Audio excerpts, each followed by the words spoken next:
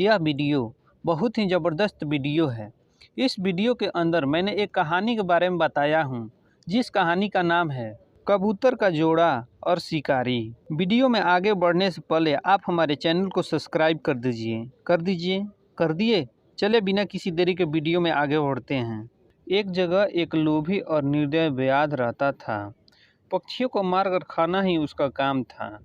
इस भयंकर काम के कारण उसके प्रियजनों ने भी उसका त्याग कर दिया था।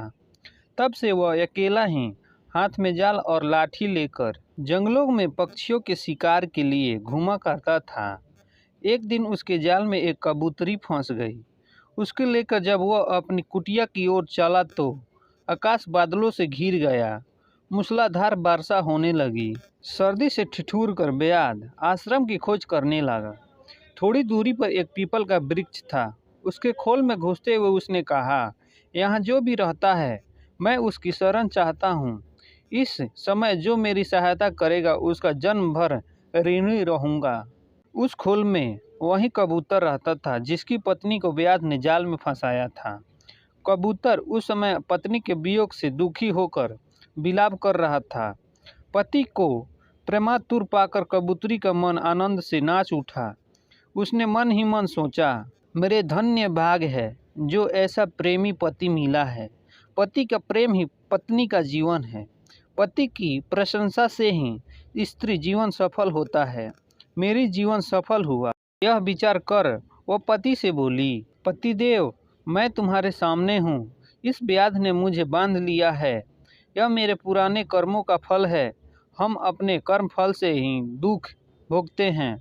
मेरे बंधन की चिंता छोड़कर तुम इस समय अपने शरणागत अतिथि की सेवा करो।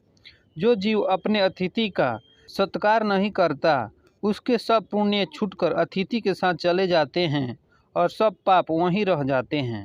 पत्नी की बात सुनकर कबूतर ने व्याध से कहा, चिंता न करो बधित, इस घर को भी अपना ही जानो।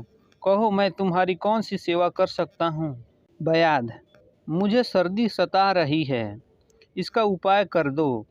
कबूतर ने लकड़ियाँ इकट्ठी करके जला दी और कहा, तुम आग सेक कर सर्दी दूर कर लो। कबूतर को अब अतिथि सेवा के लिए भोजन की चिंता हुई, किंतु उसके घोंसले में तो अन्न का एक दाना भी नहीं था। बहुत सोचने के बाद उसने अपने शरीर से ही व्याध की भूख मिटाने का विचार किया। यह सोचकर वह महात्मा कबूतर स्वयं जलती आग में कूद पड़ा। अपने शरीर का बलिदान करके भी उसने व्याध के समर्पण करने का प्रण पूरा किया। व्याध ने जब कबूतर का यह अद्भुत बलिदान देखा तो आश्चर्य में डूब गया। उसकी आत्मा उससे धिक्कारने लगी। उसी क्षण उसने कबूतरी को जाल से निकालकर मुक्त कर दिया और पक्षियों को फंसाने के जाल व अन्य उपकरणों को तोड़-फोड़ कर फेंक दिया। कबूतरी अपने पति को आग में जलता देखकर विलाप करने लगी। उसने सोचा, अपने पति के बिना अब मेरे जीवन का प्रयोजन ही क्या है। मेरा संसार उजड़ गया। अब किसके लिए प्राण धारण करूं?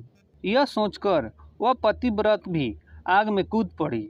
इन दोनों के बलिदान पर आकाश से पुष्प वर्षा हुई। व्याध ने भी उस दिन से प्राणी हिंसा छोड़ दी। अगर वीडियो आपको अच्छी लगी तो वीडियो को लाइक कर दीजिए और चैनल को सब्सक्राइब कर लीजिए और कमेंट में बताइए कि वीडियो कैसी थी।